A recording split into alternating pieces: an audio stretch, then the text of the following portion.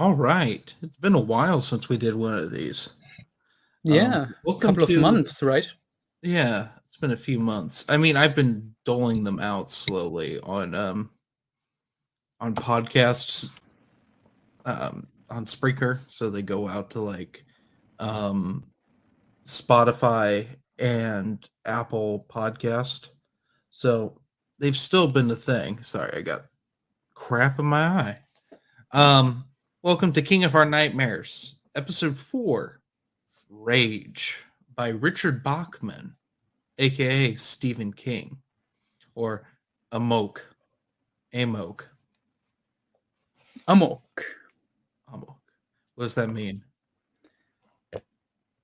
Well, it basically means rage. Because so if you're not familiar, welcome to this podcast.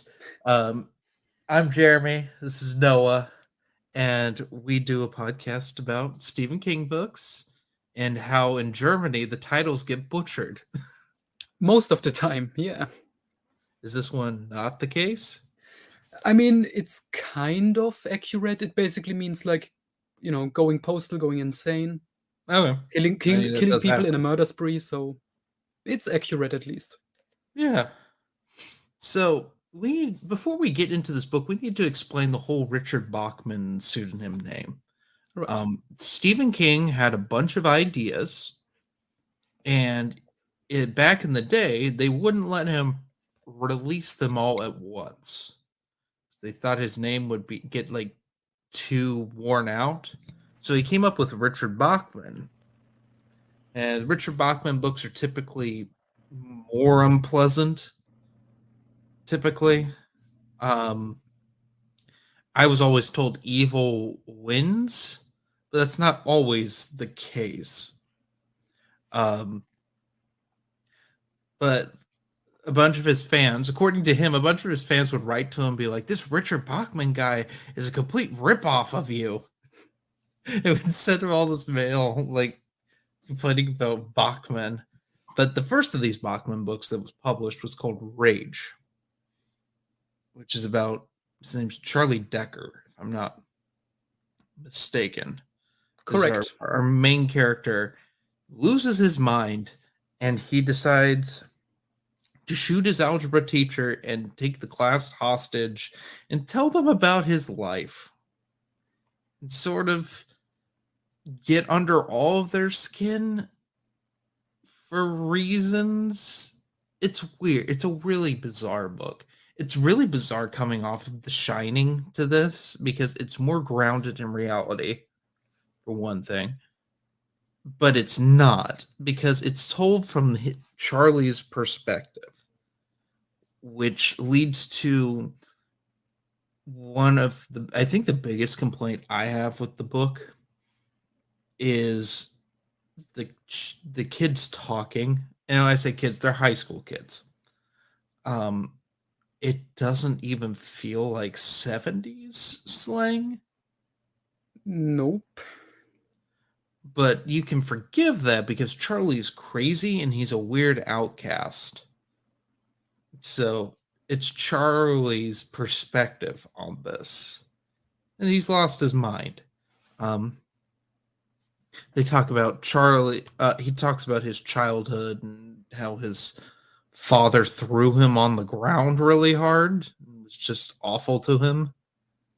Um, his love for his mother, which is kind of has an Oedipus complex, kind of a little bit. Like a lot of things are brought up in Rage. This was another problem with Rage is it's really too short, but it also feels too long.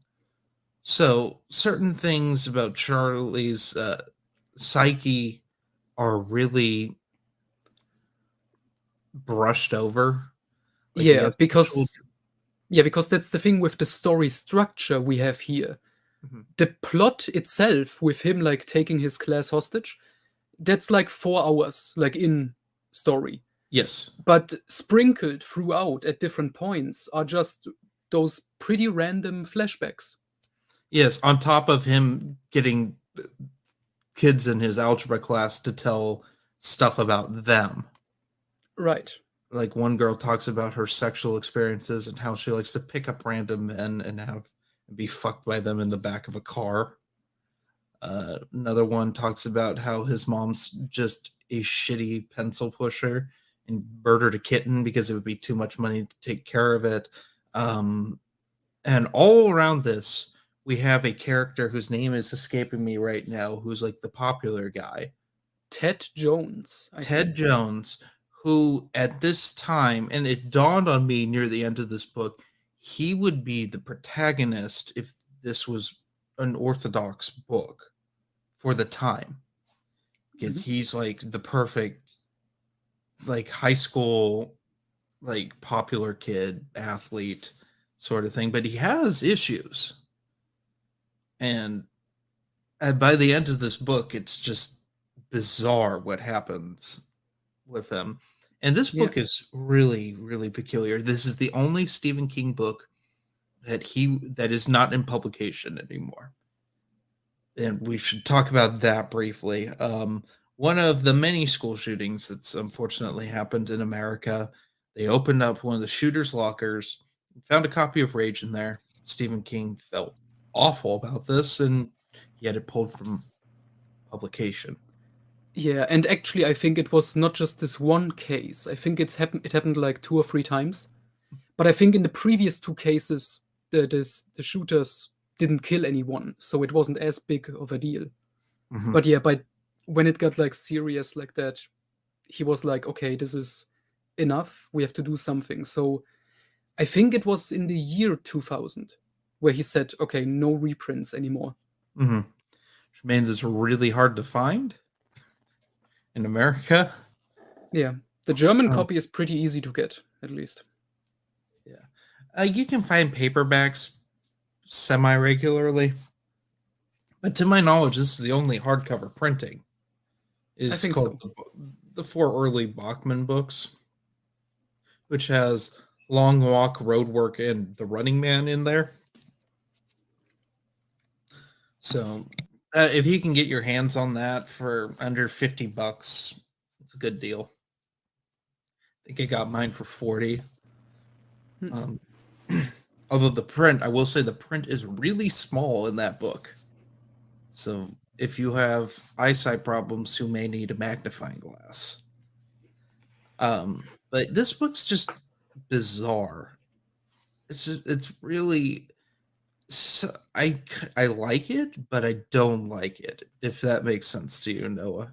Yeah, I get it. Because it is interesting in a lot of ways. Like you Mhm, said, with Ted Jones, we have this like he would be the typical protagonist, but mhm, King, aka Bachman, takes a different approach, which is, something nice.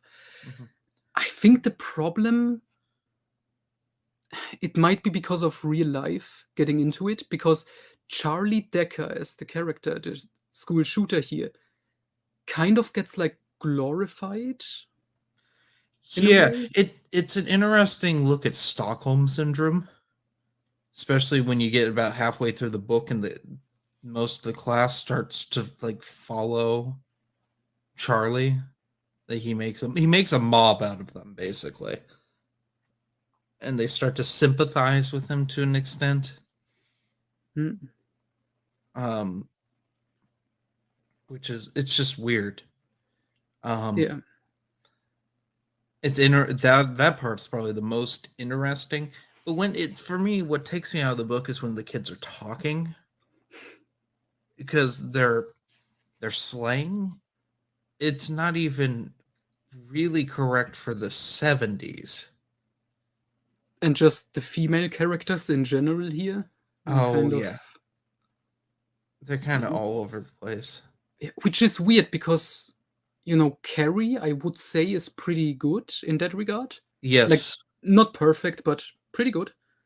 And here, which this book was written around the same time as Carrie, which you can tell because it has like basic similarities with like these young outsider characters. Hmm. Yeah, this feels like a prototype for Carrie. Yeah, I wonder which got written first. I would say Rage got written first and shelved. Probably. Because he did that because I mean he talks about in the foreword to Carrie that he wrote Graveyard Shift before Carrie, and that won't even be published. And well, I mean, it was published in a magazine, but it wouldn't be published in a book format until Night Shift.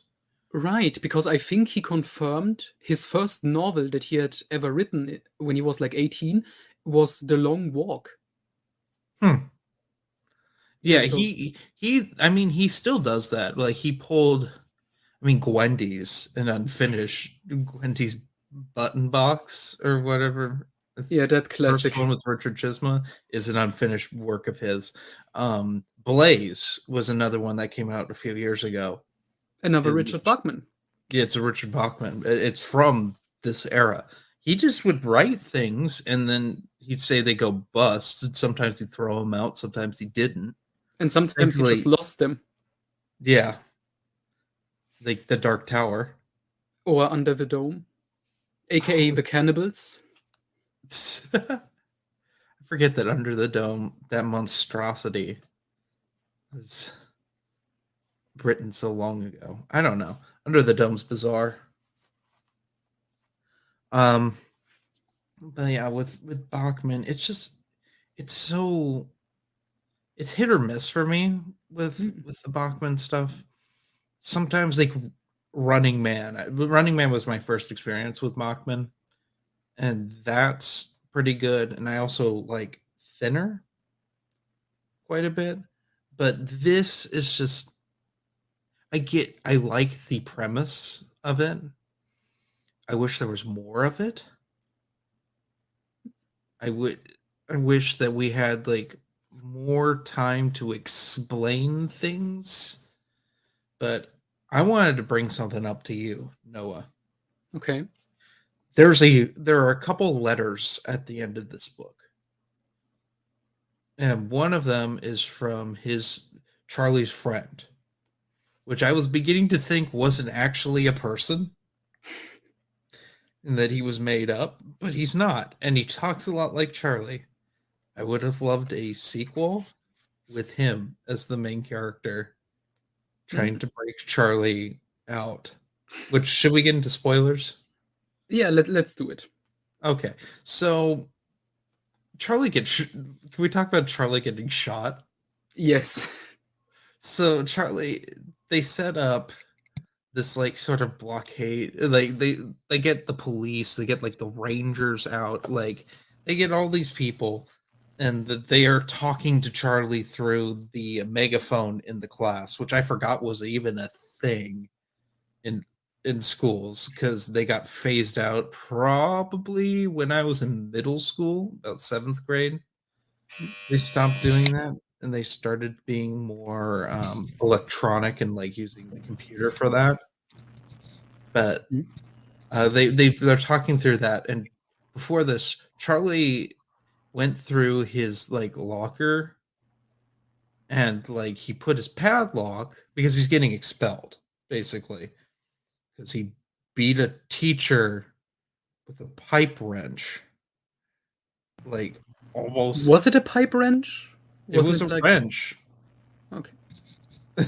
It was something. Why would you be carrying that around? No, it was I think it was a socket wrench. Anyway, he beat this teacher up for making him go to the board, and the teacher mildly ridiculed him, and then he just snapped. He beat this teacher up. He got suspended. Then he and his dad got in a fight, which is like one of the best parts of the book. They just fucking brawl. That's a good part. But once he's taken the algebra class hostage and he shot 2 teachers, so a sniper shoots him right where the padlock is in the pocket of his shirt. Right in the chest. Right in the chest. And for some reason, the padlock stopped the bullet entirely, which I don't think is possible. Yeah. I think it would go partly in. I don't know. I'm not a ballistics expert. Um, but so this is such a rambly podcast. This is what Yeah, happens when yeah. we But record. during all of this, there was also my favorite scene of the book, Hmm. which is when Charlie is talking to like this psychologist guy from the school, over the speaker. Oh yeah, And yeah. he's just, this part was just awesome. I let you explain what he does. Oh god. So he basically plays 21 questions with him. It is rambly nonsense, and it is unsettling.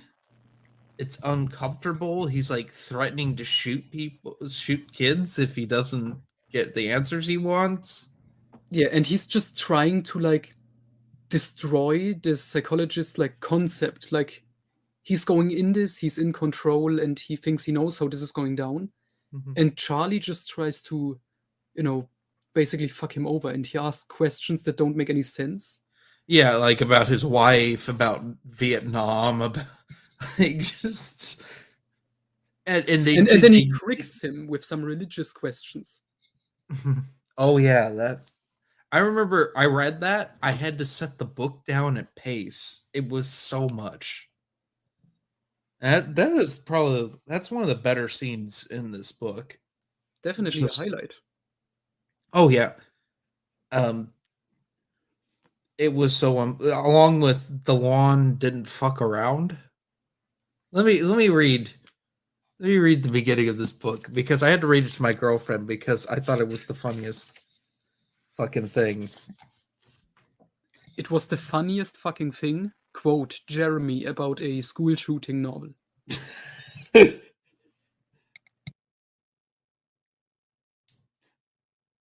The lawn at Placerville High School is a very good one. It does not fuck around. It comes right up to the building and says, "Howdy." What does that mean? What does that? That's how you start a book, right there. This is It's the pretty first awesome. paragraph of the first chapter. What the fuck? But like, can we talk about the fucking nose thing? Sure. His weird fear that his mom's going to get her nose slashed with a knife if she cheats on his dad. Oh yeah, that was one of the flashbacks Yeah, with that's like the young first flashback. Charlie. Yeah, young Charlie was camping with his dad and his dad's friends, They and were they on a were like, hunting trip. yeah, hunting, and they were like drunk around the campfire. Mhm. And I don't know, was he showing off like a knife? He was talking about what he would do to Charlie's mom if she cheated on him. Mhm. Ow, Jesus. Yeah, and young Charlie had to piss, so he was awake and he listened to all of it.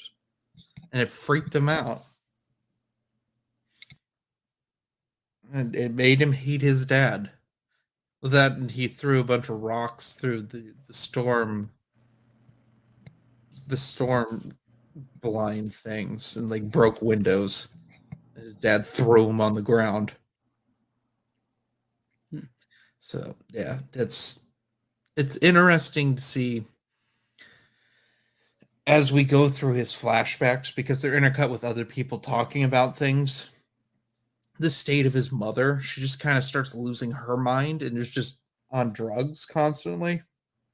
Just constantly sedated because she's just can't deal with Charlie being psychotic, especially after he beats up the teacher. Mhm. You get it's sad. And Charlie's dad blames Charlie. Charlie blames his dad, and it's just like, you two have major fucking issues. You've ruined this poor woman. Um, so Stephen King does this thing. He did it in Salem's Lot too, where he'll say that a bunch of people descend on someone, and then the chapter ends. You don't know what they did to them. They do that to poor Ted. Yeah, when the lights go out. The lights go out, which makes him go into a mental hospital. it makes him like catatonic. Mhm. Yeah, and I think that's the scene I didn't really like. It's this weird. So basically, the whole classroom, it's like they are all on Charlie's side by the end of it, except Mhm. for Ted Jones, who is like probably like most people. Like he recognizes Charlie. He's insane and dangerous. And Charlie makes it a point from the very beginning to single him out. As like there are things wrong with him, which is a weird commentary like thing that I think is not really well fleshed out, Hmm. but has the potential to be good. It's like Charlie's point is that we're not perfect and we all have issues. Like that's the point of rage, I think. And Ted's this perfect person and he makes him snap. And it's interesting. It's like the Breakfast Club but with the school shooter Put and put not it as on the cover. pretentious. I'd rather read Rage than watch The Breakfast Club. I hate that movie. It's terrible and overrated. Yeah, but I think that's a good point. This book, it's very good in concept and it has good scenes. I think what might bring it down, it might be because King wrote this when he was still very young. Like Yes. I think he wasn't like ready to tackle a story like this, like he would be today. Mhm. Obviously, it would be very much longer if he wrote it today. I don't think it'd be good today Yeah, because you obviously can't because he write also young has people changed. anymore. Yeah, it would lack like the angry energy you Mhm. get from this. Like this really does feel like it was written by a 17-year-old edgelord. Yeah, who's just a broken person. Has lost his mind. Which is both the biggest positive and negative of this Yeah. novel. Yeah. I still would like to. He will never do this because he won't. I don't think he'll ever touch characters from this book, put them in other things. But I would love to see Charlie show up in something else. He shows up in the Dark Tower. I wouldn't be surprised.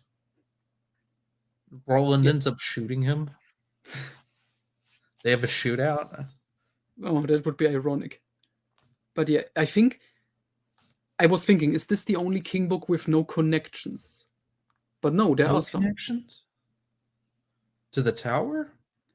Just to anything, really, between books. I know one is in here. I don't know. I don't think so. I don't think Rage is connected to really anything. Are you Yes, looking it up is. Oh, I just looked it up because I only knew of one. Okay, there's a character called Piggy in here.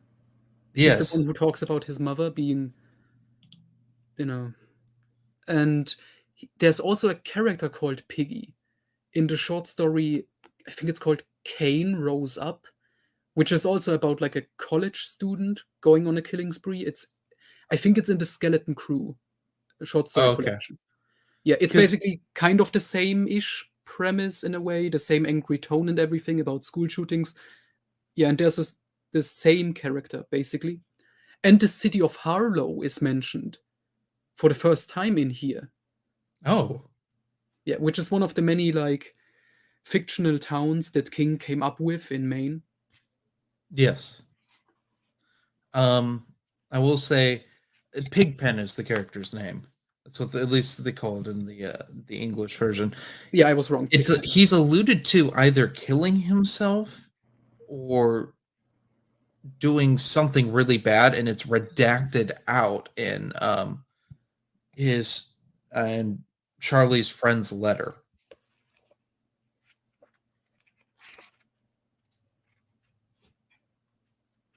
Yeah, I was just looking it up. Yeah, right. So yeah, that's possible. But yeah, I would love a sequel to Rage from a now Stephen King, where It'd just be a completely different book. It would have to be a different book. Yeah, especially with all the real life stuff that has happened since then. Yeah. Also, some talisman hopping would be nice. Just because these people are crazy. He's written weirder. Yeah. Regulators. Oh, Regulators is great. That's like your favorite book ever. Oh yeah, it's awesome. Yeah, but I think the last time he like mentioned rage in one of his own like written stuff, he wrote like an essay called Guns, where he talks about like the US and weapons and all this stuff. And I think he goes into detail why he decided to pull this book from the shelves, basically. Mm-hmm. Fair enough. Do you recommend this book? I don't know, because basically I would say Bachman is like the better king, because Sometimes. I would say most of the time, because I really enjoy all of the Bachman books except this. With King it's obviously more 50-50, just because under his own name he has like 60 books. So Yeah. but yeah, this is Um, as the first Bachman novel, I don't know if this is a good start. I think no, I The wouldn't. Long Walk is probably a better first read for the, to Running Man's a experience it. better first read if you're getting Yeah, into that's nice. Bachman. Um, or Thinner. Oh, Regulators. Or Ra- Or Blaze. yeah, just read Desperation and Regulators. You'll get a feel for Stephen King. Yeah, a good double feature. Yeah. It's so weird. But I Yeah, don't know with Rage really, if in terms of recommending it. I think Stephen King fans should read Rage if you want a Stephen King story from his early days that is off the beaten path. Yeah. Because this is like the first Stephen King book that we've done on this podcast in the publication order that's not a huge hit. Oh yeah, it was like it didn't sell that well, which was also kind of King's point, Mhm. because he only wanted these Bachman books to be like, these little things you would see at like the gas station, and he just wanted to see if it was his name that's selling the books, after he had the hits with Carrie, Salem's Lot, and Shining, or if it was the writing. And he didn't get an answer really, because it came out very early that he was Bachman. Yeah, probably after Road Work. I think it was because of Finner. I remember the story. One fan of both Bachman and King already felt like the style was similar, and he looked in like the copyright of Finner, and Mhm. they actually said Stephen King instead of Richard Bachman. That was like a mistake. So he called King, and King then was like, "Oh shit, done, it's Mhm. out." So they Because confirmed it. Thinner is a bigger release than any of these previous Bachman books, because then they came out with this. This was the response to that. They did this book club edition of the previous four Bachman books. Which, if you can find this is a good one to have, because most of those in America were never released in hardcover, so that's your best bet. Although these are getting pricey. Sorry, people. That's just how it is. Yeah, and it's a shame he's not allowing like a re-release. I mean, I understand the reason, but it's just a shame for like collectors of his stuff and the people who want to experience it. Yeah. It used to be easier to find this. I remember seeing Rage quite a bit in used bookstores when I was a kid, being like, that's a title, and then never buying it. But yeah, I'm glad I read it. Yeah. As a semi-seasoned Stephen King reader, I do appreciate it, but don't start with Rage. No. If you want like a story written by young King about like these younger characters and their minds, their psychology, read The Long Walk. And if you want a story about someone, you know, going crazy, read road work. I Mhm. think both of those books, they do what this book tries to do, but better, in a way. Yeah, for sure. All right. Any more closing thoughts? Not really. This It's is a a quick decent one. enough book. Yeah, it's just a really short book. There's not a lot to talk about without talking about every single thing that happens, which we even tackled the sex story. Oh, we shouldn't tackle it. But yeah, it's No, ironic. This book it's is so ironic. short. It's sad. It's so pathetic. There's a lot of things that happen in this book that you're just like, yeah, and you're like, oh, it's Charlie Decker. It's of course going to go bad. Hmm. But anyway, join us in like 10 minutes. We're going to go and jump on the first episode of Walking Without Rhythm, a Dune podcast. But until then, have a good one. Goodbye.